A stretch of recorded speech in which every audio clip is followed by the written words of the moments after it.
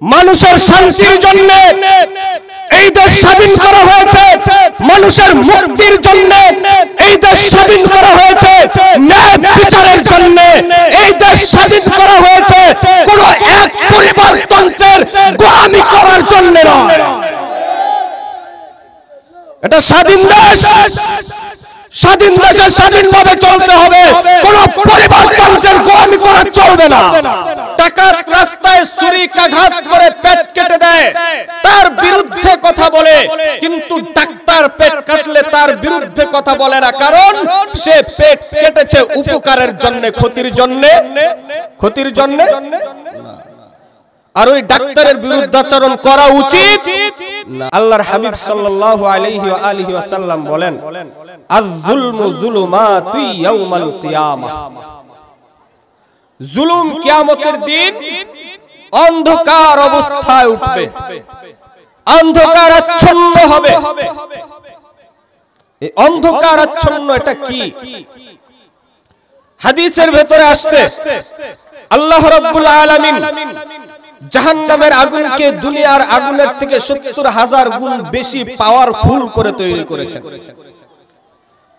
হাদিসের বর্ণনা এরকম পাওয়া যায়, আল্লাহ তাআলা ৩০০০ বছর আগুনকে জ্বালিয়ে আগুনের কালার এমন কালো করেছেন, যেই আগুনের দিকে তাকালে বুঝতে পারবে না কেউ এটা আগুন না গভীর অন্ধকার।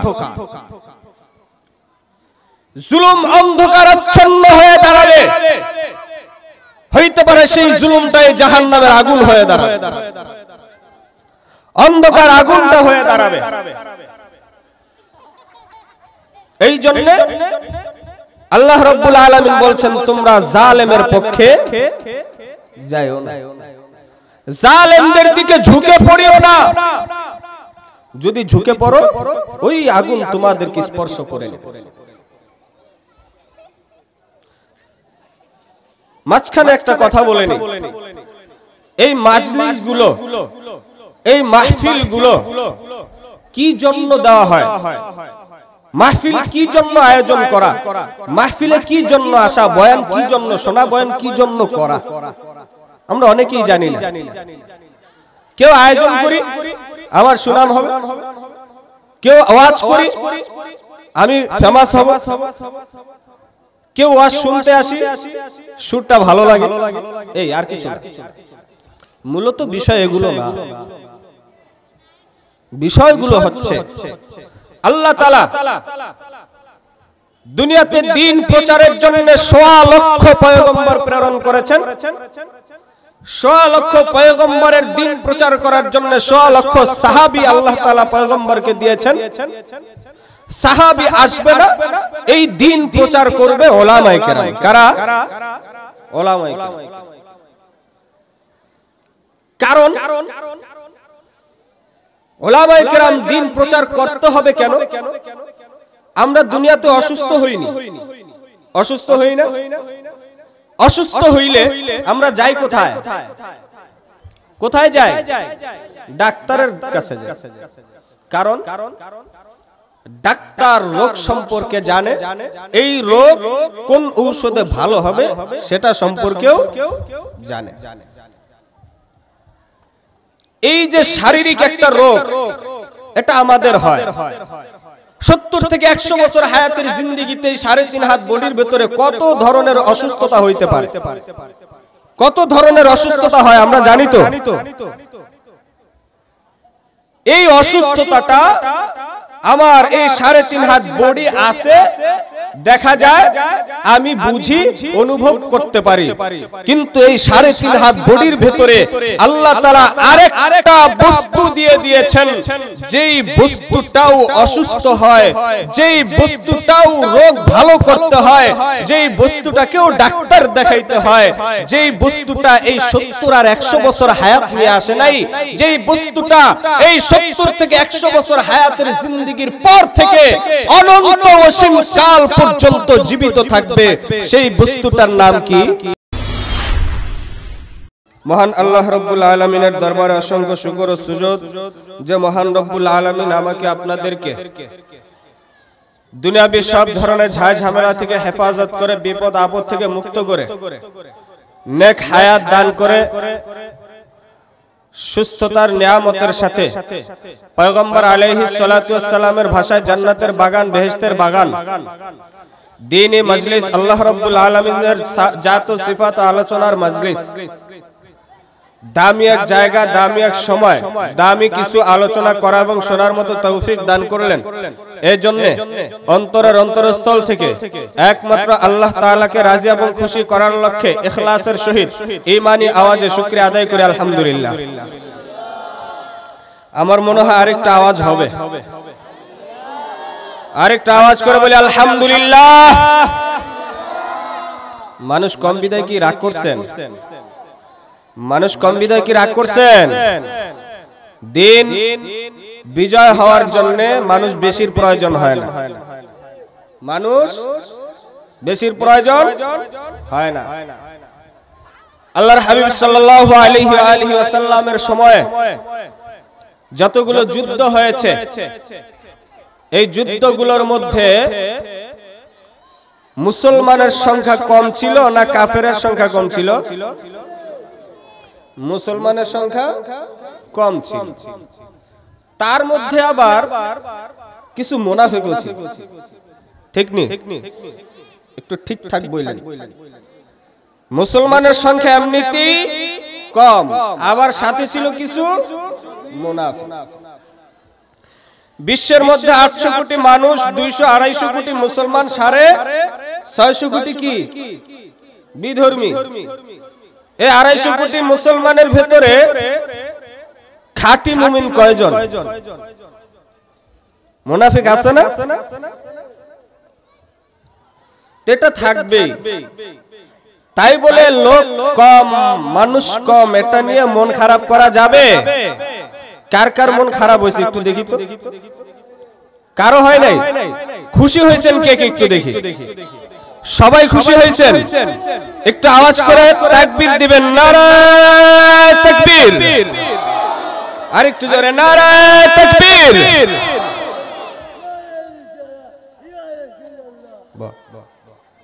শয়তান অনেক দূরে চলে গেছে।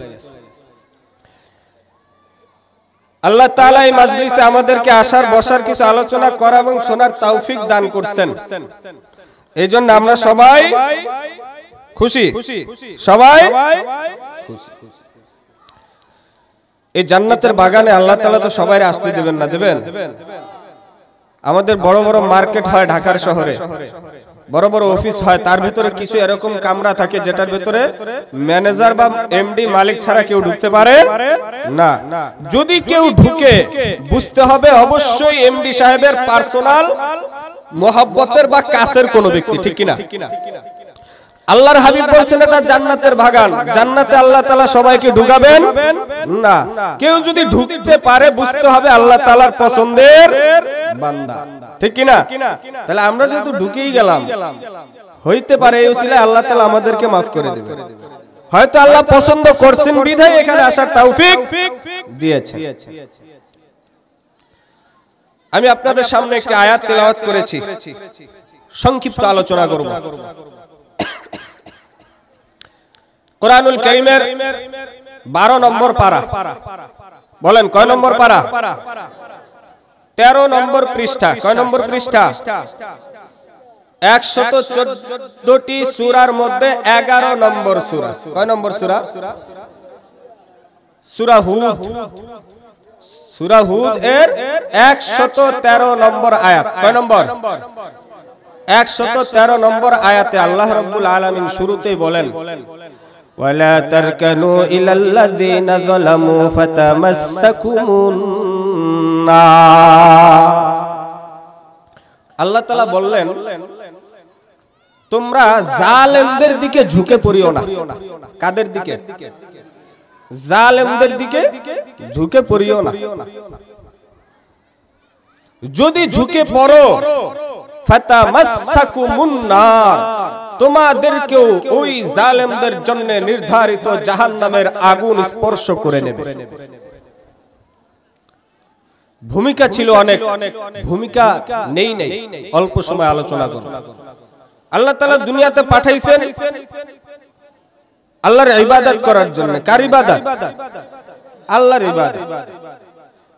ওয়া মা খালাকতুল জিন্না ওয়াল ইনসা ইল্লা লিয়াবুদুন। আল্লাহ বলছেন আমি বানাইছি একমাত্র আমার ইবাদত করার জন্য। ইবাদত কি? আল্লাহ যেটা আদেশ করছেন এটা মানা, আল্লাহ যেটা নিষেধ করছেন সেটা ছেড়ে দাও। যেটা আদেশ করছেন সেটা মানা, যেটা নিষেধ করছেন সেটা বাদ দাও। এটা হচ্ছে ইবাদত। আল্লাহ বহু বিষয় আমাদেরকে আদেশ এবং নিষেধ করেছেন, তার ভিতরে একটা বললাম, সেটা হলো কি? ওয়ালা তারকানু ইলাল্লাযিনা যালামু। তোমরা জালেমদের পক্ষে যাও না। কাদের পক্ষে? জালেমদের পক্ষে যাও না। যদি যাও ফাতামাসসাকুমুন নার, জাহান্নামের আগুন তোমাদেরকে স্পর্শ করে নেবে। কিসের আগুন? সহ্য করা যাবে? এবার আসেন হাদিসের ভেতরে যাই। বুখারী শরীফের 2578 নম্বর হাদিস, মুসলিম শরীফের 2447 নম্বর হাদিস। আল্লাহর হাবিব সাল্লাল্লাহু আলাইহি ওয়া আলিহি ওয়াসাল্লাম বলেন, আয-যুলমু যুলুমাতু ইয়াউমাল কিয়ামাহ। জুলুম কিয়ামতের দিন অন্ধকার অবস্থায় উঠবে, অন্ধকার আচ্ছন্ন হবে। এই অন্ধকার আচ্ছন্ন এটা কি? হাদিসের ভেতরে আসছে আল্লাহ রাব্বুল আলামিন জাহান্নামের আগুনকে দুনিয়ার আগুনের থেকে 70,000 গুণ বেশি পাওয়ারফুল করে তৈরি করেছেন। হাদিসের বর্ণনা এরকম পাওয়া যায়, আল্লাহ তাআলা 3000 বছর আগুনকে জ্বালিয়ে আগুনের কালার এমন কালো করেছেন যেই আগুনের দিকে তাকালে বুঝতে পারবে না কেউ এটা আগুন না গভীর অন্ধকার। জুলুম অন্ধকারাচ্ছন্ন হয়ে দাঁড়াবে, হইতে পারে সেই জুলুমটাই জাহান্নামের আগুন হয়ে দাঁড়াবে, অন্ধকার আগুনটা হয়ে দাঁড়াবে। এই জন্য আল্লাহ রাব্বুল আলামিন বলছেন তোমরা জালেমের পক্ষে যাও না, জালেমদের দিকে ঝুঁকে পড়িও না। যদি ঝুঁকে পড়ো ওই আগুন তোমাদেরকে স্পর্শ করে নেবে। মাঝখানে একটা কথা বলে নি, এই মাজলিসগুলো, এই মাহফিলগুলো কি জন্য দেওয়া হয়? মাহফিল কি জন্য আয়োজন করা? মাহফিলে কি জন্য আসা? বয়ান কি জন্য শোনা? বয়ান কি জন্য করা? আমরা অনেকেই জানি না। কেউ আয়োজন করি আমার সুনাম হবে, কেউ আওয়াজ করি আমি ফেমাস হব, কেউ ওয়াজ শুনতে আসি সুরটা ভালো লাগে, এই আর কিছু। মূলত বিষয় এগুলো না, বিষয়গুলো হচ্ছে আল্লাহ তাআলা দুনিয়াতে দ্বীন প্রচারের জন্য 1.25 লক্ষ পয়গম্বর প্রেরণ করেছেন। 1.25 লক্ষ পয়গম্বরের দ্বীন প্রচার করার জন্য 1.25 লক্ষ সাহাবী আল্লাহ তাআলা পয়গম্বরকে দিয়েছেন। সাহাবী আসবে না, এই দ্বীন প্রচার করবে উলামায়ে কেরাম। কারা? উলামায়ে কেরাম। কারণ উলামায়ে কেরাম দ্বীন প্রচার করতে হবে কেন? আমরা দুনিয়াতে অসুস্থ হইনি, অসুস্থ হই না? অসুস্থ হইলে আমরা যাই কোথায়? কোথায় যাই? ডাক্তারের কাছে যাই। কারণ ডাক্তার রোগ সম্পর্কে জানে, এই রোগ কোন ঔষধে ভালো হবে সেটা সম্পর্কেও জানে। এই যে শারীরিক একটা রোগ, এটা আমাদের হয়। 70 থেকে 100 বছর হায়াতের জিন্দেগিতে 3.5 হাত বডির ভেতরে কত ধরনের অসুস্থতা হইতে পারে, কত ধরনের অসুস্থতা হয় আমরা জানি তো। এই অসুস্থতাটা আমার এই 3.5 হাত বডি আছে, দেখা যায় আমি বুঝি অনুভব করতে পারি, কিন্তু এই 3.5 হাত বডির ভেতরে আল্লাহ তাআলা আরেকটা বস্তু দিয়ে দিয়েছেন, যেই বস্তুটাও অসুস্থ হয়, যেই বস্তুটাও রোগ ভালো করতে হয়, যেই বস্তুটাকেও ডাক্তার দেখাইতে হয়, যেই বস্তুটা এই 70 আর 100 বছর হায়াত নিয়ে আসে নাই, যেই বস্তুটা এই 70 থেকে 100 বছর হায়াতের জিন্দেগির পর থেকে অনন্ত অসীম কাল পর্যন্ত জীবিত থাকবে, সেই বস্তুটার নাম কি? আরেকটু আওয়াজ করে বলতে হবে। সেই বস্তুটার নাম কি? কলম। দুনিয়াতে আমরা 3.5 হাত বডিতে অসুস্থ হই, এই অসুস্থ রোগ সারার জন্য যাই ডাক্তারের কাছে। কার কাছে? ডাক্তারের কাছে। আমরা জানি জ্বর হইছে, ডাক্তার ওষুধ দেবে, আল্লাহ ভালো করবে। ব্যথা হইছে, ডাক্তার ওষুধ দেবে, আল্লাহ ভালো করবে। কিন্তু অন্তর কলব নামক যে একটা বস্তু আল্লাহ দিয়ে দিয়েছেন, এই বস্তুটারও তো রোগ হয়, হয় কি না? এই বস্তুটার রোগ হয় কি না? এই রোগ সারাইতে যেতে হবে কোথায়? এটাও তো একটা ডাক্তার দেখানোর প্রয়োজন আছে কি না? এই কলব নামক বস্তুর রোগ মারাত্মক রোগ। 3.5 হাত বডিতে আপনার রোগ হয়েছে, ডাক্তার যদি নাও দেখান 70 থেকে 100 বছর পরে এই রোগ আপনাকে কোনো ডিস্টার্ব করতে পারবে? পারবে? কিন্তু কলব নামক বস্তুর ভেতরে যদি রোগ ঢুকে যায়, মৃত্যুর পর হাদিসের ভেতরে পাওয়া যায় আসমান জমিনের ভেতরে যে খালি জায়গাটা রয়েছে, এই জায়গার মধ্যে যদি শস্য সরিষার দানা দিয়ে ভরে দেওয়া হয়, একটা পাখিকে বলা হয় তুমি একটা সরিষার দানা খাইবা, 500 বছর পরে আরেকটা সরিষার দানা খাইবা। হাদিসের ভেতরে বলা হয় একদিন না একদিন এই সরিষার দানাগুলো শেষ হয়ে যাবে, কিন্তু মৃত্যুর পরে যেই জিন্দেগি শুরু হবে, কলব নামক বস্তুর জন্য যেই জিন্দেগি আল্লাহ বানাইছেন, এই জিন্দেগি শুরু হবে, কোনদিন শেষ হবে? কোনদিন শেষ হবে? আপনি 70 বছরের জিন্দেগি, 100 বছরের জিন্দেগির জন্য আপনি ডাক্তার দেখাইলেন, কত কিছু করলেন, আপনার অনন্ত অসীম কালের জন্য যেই বস্তুটাকে পরিষ্কার করা দরকার, রোগ মুক্ত রাখা দরকার, সেই কলবের ডাক্তার কয়দিন দেখাইছে? দেখাই আমরা? এই কলবের ডাক্তার আল্লাহর হাবিব সাল্লাল্লাহু আলাইহি ওয়া আলিহি ওয়াসাল্লাম বলেন, আল উলামা ওয়ারাসাতুল আম্বিয়া। এই কলবের ডাক্তার বর্তমান যুগে উলামায়ে কেরাম। কারা? আওয়াজ করে বলেন কারা?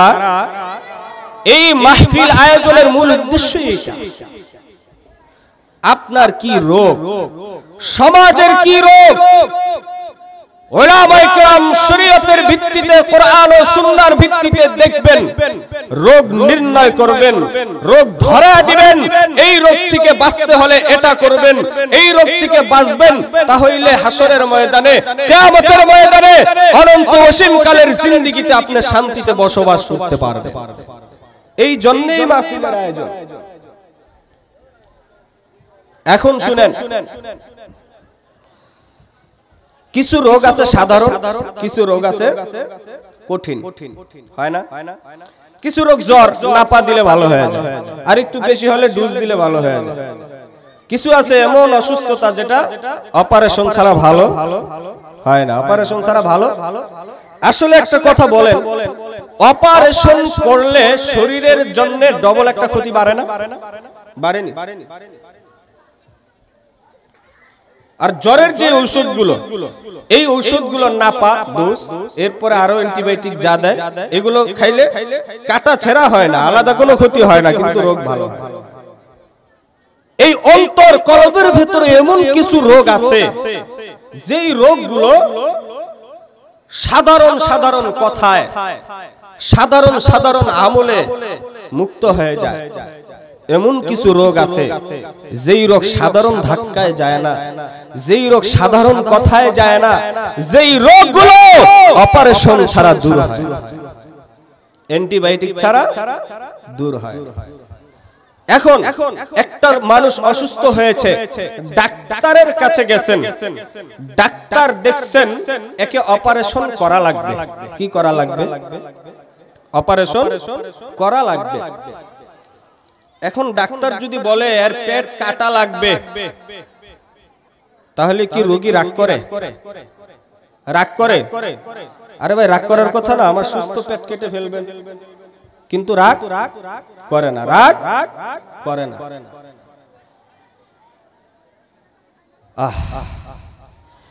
রাগ করাটা উচিত না, রাগ করাটা উচিত না।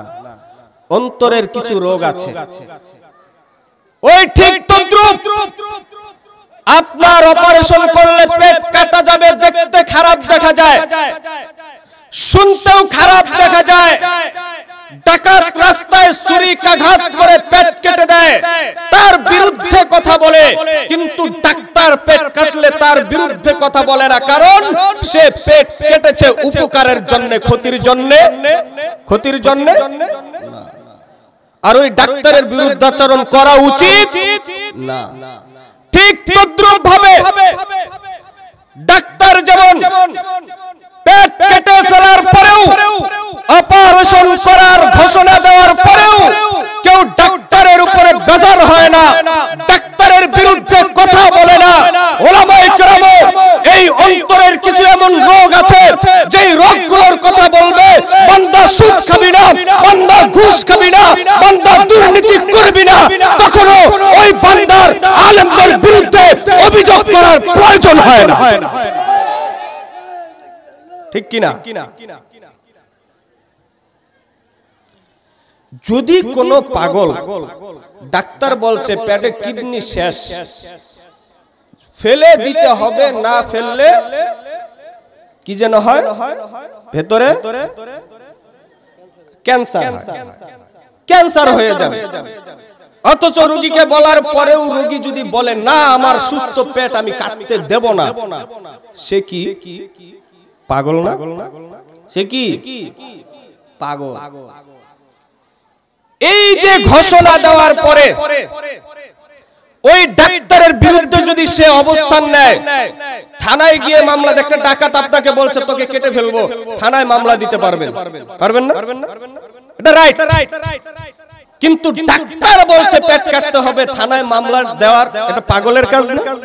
পাগলের কাজ।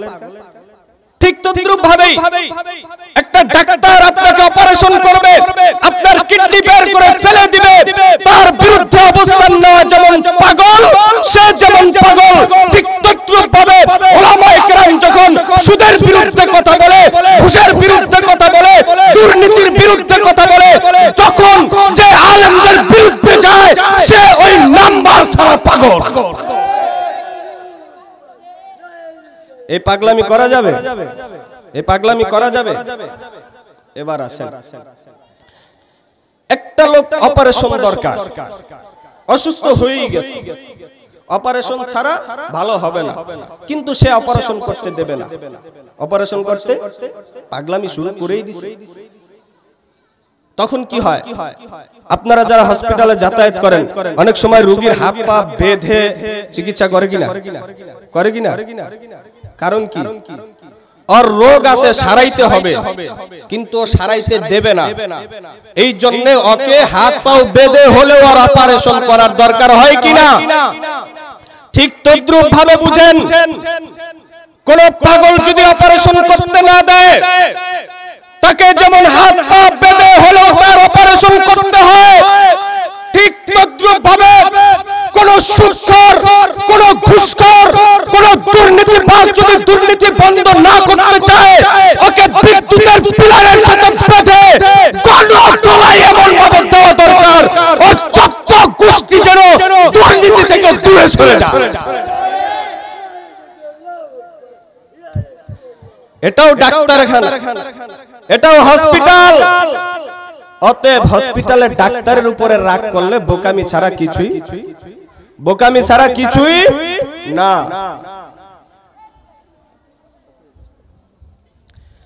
এই জন্য ডাক্তার রোগের কথা বলবে, কেউ রাগ করবেন? কেউ রাগ করবেন? কে রাগ করবেন একটু দেখি তো, রাগ করবেন না? আলহামদুলিল্লাহ। ডাক্তার রোগের কথা বলবে, মানা না মানা আপনার ব্যাপার, কিন্তু ডাক্তারের বিরুদ্ধে যাওয়া কি বোকামি।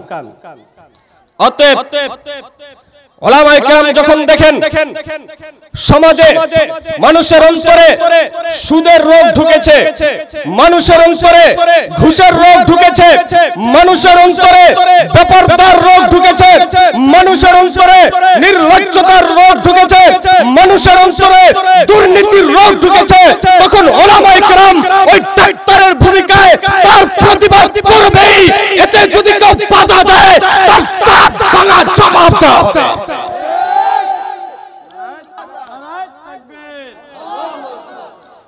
এটা স্বাধীন দেশ। কি দেশ? এটা স্বাধীন দেশ। স্বাধীন দেশ, সব করা যাবে, তাই না? আমি তো স্বাধীন। স্বাধীন মানে কি সব করা যায় না? কিন্তু একটা জিনিস জেনে রাখা দরকার, স্বাধীন দেশ বান্দা সব করতে পারবা, কিন্তু স্বাধীন বলে তোমাকে এই দেশে কোনো আকাম করতে দেওয়া হবে না, কোনো অপরাধ করতে দেওয়া হবে না, কোনো অন্যায় করতে দেওয়া হবে না। এই দেশ কারো বাপদাদার মালিকানা সম্পত্তি নয়। এই দেশ স্বাধীন সার্বভৌমত্ব। 30 লক্ষ মানুষের জীবনের বিনিময়ে, 30 লক্ষ শহীদের জীবনের বিনিময়ে পাওয়া স্বাধীন দেশ। এই দেশ কারো বাপদাদার সম্পত্তি নয়। এই দেশ স্বাধীন করা হয়েছে মানুষের শান্তির জন্য। এই দেশ স্বাধীন করা হয়েছে মানুষের মুক্তির জন্য। এই দেশ স্বাধীন করা হয়েছে ন্যায় বিচারের জন্য। এই দেশ স্বাধীন করা হয়েছে কোন এক পরিবারতন্ত্রের গোলামি করার জন্য নয়। এটা স্বাধীন দেশ।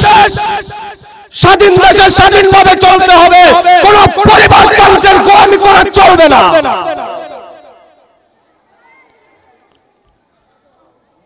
এই দেশ স্বাধীন করা হয়েছে 30 লক্ষ শহীদের রক্তের বিনিময়ে দেশকে স্বাধীন করা হয়েছে, কোন পরিবারের গোলামি করার জন্য নয়। লাখো মায়ের ইজ্জতের বিনিময়ে দেশকে স্বাধীন করা হয়েছে ক্ষমতা আর রাজনীতির লড়াই করে সাধারণ জনগণকে বলির পাঠা বানানোর জন্য নয়। সাধারণ মানুষ সাধারণভাবেই চলতে চায়, কিন্তু আমাদের ভেতরে রোগ ঢুকছে। কি ঢুকছে? আমি চেয়ারওয়ালা। কি ওয়ালা? চেয়ারওয়ালা। সবাই তো আমার চেয়ারের নিচে। দে জাতা জুলুম। কি জুলুম? মনে রাখবেন, এই জুলুমের পক্ষে যাওয়া যাবে? কে বলছেন? আল্লাহ বলছেন। আপনি দায়িত্ব দেওয়া হয়েছে আমাকে দেখশন করার জন্য, আমার উপরে জুলুম করার জন্য নয়। কিসের জন্য নয়? জুলুম করার জন্য নয়। দেশ স্বাধীন হয়েছে মানুষ শান্তিতে বসবাস করবে। 30 লক্ষ শহীদের বিনিময়ে দেশকে স্বাধীন করা হয়েছে বৈষম্যহীনভাবে মানুষ চলাফেরা করার জন্য। 30 লক্ষ শহীদের রক্তের বিনিময়ে দেশকে স্বাধীন করা হয়েছে দ্রব্য মূল্য নিয়ন্ত্রণে রেখে মানুষ দুমুঠো ভাত খাবার জন্য। 30 লক্ষ শহীদের রক্তের বিনিময়ে দেশকে স্বাধীন করা হয়েছে মানুষের নাগালের ভেতরে থেকে অন্ন বস্ত্র এগুলো পরিধান করার জন্য। 30 লক্ষ জীবনের বিনিময়ে, 30 লক্ষ শহীদের রক্তের বিনিময়ে দেশকে স্বাধীন করা হয়েছে এই জন্য নয়, দেশকে স্বাধীন করা হয়েছে এই জন্য নয় যে বান্দা তুই 50 টাকার কাঁচামরিচ 1200 টাকা দা কিনে খা, এই জন্য। এই জন্য 30 লক্ষ শহীদের জীবনের বিনিময়ে দেশ এই জন্য স্বাধীন হয় নাই বান্দা 50 টাকার কাঁচামরিচ 1200 টাকায় কিনে খাবা। 30 লক্ষ জীবনের বিনিময়ে দেশ এই জন্য স্বাধীন হয় নাই তুমি 300 টাকার বালিশ তুমি 6000 টাকায় কিনবা। 30 লক্ষ জীবনের বিনিময়ে দেশ এই জন্য স্বাধীন করা হয় নাই তুমি ওই জীবনকে হাতে নিয়ে নদী পার হওয়ার সাকোয়ার ব্রিজের ভিতরে সুপারি গাছ আর বাঁশ দিয়ে তুমি ঢালাই করবা। এই জন্য দেশ স্বাধীন হয় নাই। এই জন্য দেশ স্বাধীন হয়েছে। কিসের জন্য স্বাধীন হয়েছে? অতএব জুলুম করা যাবে না, জুলুম করা যাবে না, জুলুমের পক্ষে যাওয়া যাবে না। জুলুমের পক্ষে যাওয়া যাবে? কে নিষেধ করছেন? কে নিষেধ করছেন? আল্লাহর নামটা আরেকটু আসতে বলেন, কে নিষেধ করছেন? ওয়ালা তারকানু ইলাল্লাযিনা যালামু, জালেমদের দিকে ঝুঁকে পড়িও না। কি পড়িও না? ঝুঁকে পড়িও না। নিষেধ করছেন আল্লাহ। তাদের পক্ষে থাকবো না তাদের বিপক্ষে যাব? পক্ষে না বিপক্ষে? আজ যখন শুনতে পাই, আজ যখন দেখি স্বাধীন দেশের মধ্যে আমার বোন জেলখানায় নেওয়ার ভ্যানের ভেতর থেকে জানালার ফাঁক দিয়ে যখন বলে আমার ছোট বোনকে ঘরে তালা মেরে রেখে এসেছি, আমার মা বাবা কেউ বাসায় নাই, না কেউ মরে যাবে, এই কথা বলার পরেও যখন আমার বোনকে জেলখানায় নেওয়া হয়, তখন নিজেকে ধিক্কার দিতে মনে চায়, ধিক্কার দিতে মনে চায়। আজ যখন দেখি শাইখুল হাদিস ইবনে শাইখুল হাদিস ওই জেলখানায় নেওয়ার কাবার ভ্যানের মধ্যে জানালা দিয়ে তার ছাত্রদেরকে হাদিস পড়াইতে হয়, তখন নিজেকে ধিক্কার জানাইতে মনে চায়। আজ যখন দেখতে পাই দেশ রাষ্ট্র পরিচালনার যন্ত্র কি জানেননি? প্রশাসন। রাষ্ট্রযন্ত্র কি? প্রশাসন। আজ যখন দেখতে পাই সেই রাষ্ট্রযন্ত্র, সেই সেনাপতি, সেই ব্রিগেডিয়ার, সেই মেজরদেরকে 16 বছর পরে ওই আয়নাঘর থেকে মৃত্যুপ্রায় অবস্থায় বের করা হয়, তখন ওই জালেমদেরকে ধিক্কার জানাইতে মনে চায়, হাজারো ধিক্কার জানাই জালেমদেরকে। এই জুলুমের পক্ষে থাকা যাবে? জুলুমের পক্ষে থাকা যাবে?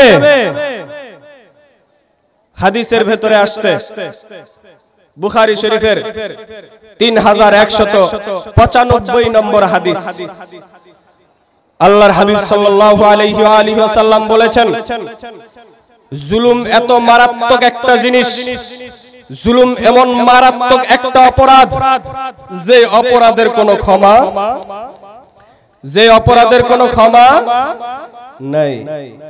যে যতটুক পরিমাণ জুলুম করবে ততটুক জুলুমের আল্লাহ তাআলা পরিমাণ মাপে ভারী ওজনী বস্তু নিয়ে তার গলায় ঝুলিয়ে দেবে। কোথায় ঝুলিয়ে দেবে? গলায় ঝুলিয়ে দেবে। আজকে যারা জুলুম করছেন, অন্যের হক মেরে খাচ্ছেন, অন্যের টাকা মেরে খাচ্ছেন, ক্ষমতার পরে অন্যের জমিন ভোগ করছেন, আল্লাহর হাবিব বলেছেন হাসরের ময়দানে যতটুক জমিন মানুষের অন্যায়ভাবে জুলুম করে ভোগ করেছেন, ততটুক জমিনকে আল্লাহ তাআলা তার গলায় ঝুলিয়ে দেবে। পারবেন তো বহন করতে? সম্ভব? সম্ভব? আজকে যারা দেশের মধ্যে জুলুমের স্টিম রুলার চালু করেছিলেন, জুলুমের স্টিম রুলার চালিয়েছেন, যারা ভালো ভালো মানুষদেরকে, জ্ঞানী বুদ্ধিজীবীদেরকে, উলামায়ে কেরামদেরকে ওই আয়নাঘরের মধ্যে জুলুম করেছেন, হাসরের ময়দানে এক একটা আয়নাঘর আপনার মাথায় তুলে দেওয়া হবে ইনশাআল্লাহ। দুনিয়ার আদালতে রেহাই পেয়েছেন, দুনিয়ার আদালতে ক্ষমা পেয়েছেন, আল্লাহর আদালতে ক্ষমা পাবেন না ইনশাআল্লাহ। জুলুমের বিচার কে করবেন? কে করবেন জুলুমের বিচার? আল্লাহ করবেন। অতএব আল্লাহর বিচার অনেক সংক্ষেপ এবং সহজ, ঠিক না? ইন্না আযাবি লাশাদীদ, আল্লাহর আযাব খুব কঠিন, আল্লাহর ধরা বড় শক্ত ধরা। আল্লাহ তাআলা যেদিন ধরবেন ওই দাড়ি চেঁচে নৌকা দিয়া পালাবেন, সুযোগ হবে না। আল্লাহ যেদিন ধরবেন হাজারো মানুষের উপর অন্যায় বিচার করা মানিক মিয়ার মতো দাড়ি রেখেও রেহাই পাবেন না, ধরা খাবে। দুনিয়া তো জঙ্গলে দিছেন, কলাপাতা পাইছেন, তাও আল্লাহর ধরা খুব কঠিন ধরা। ওয়া মাকারু ওয়া মাকারাল্লাহ ওয়াল্লাহু খায়রুল মাকিরিন। যত কৌশল করো আল্লাহর চেয়ে বড় কৌশলী আর কেউ সারা জীবন পর্দার বিরুদ্ধে কথা বলেছে, সারা জীবন নিকাবের বিরুদ্ধে কথা বলেছে, সারা জীবন হিজাবের বিরুদ্ধে কথা বলেছে, সারা জীবন বোরকার বিরুদ্ধে কথা বলেছে, ওই বাটপারটা বোরকা পরে পালাতে গিয়ে ধরা গেছে। সাবধান, শেষ পরিণতির দিকে একটু খেয়াল করিয়ে। কার বিরুদ্ধে কথা বলছেন হিসাব করে বলিয়েন। অতএব যা হয়েছে আল্লাহর কাছে তওবা করেন।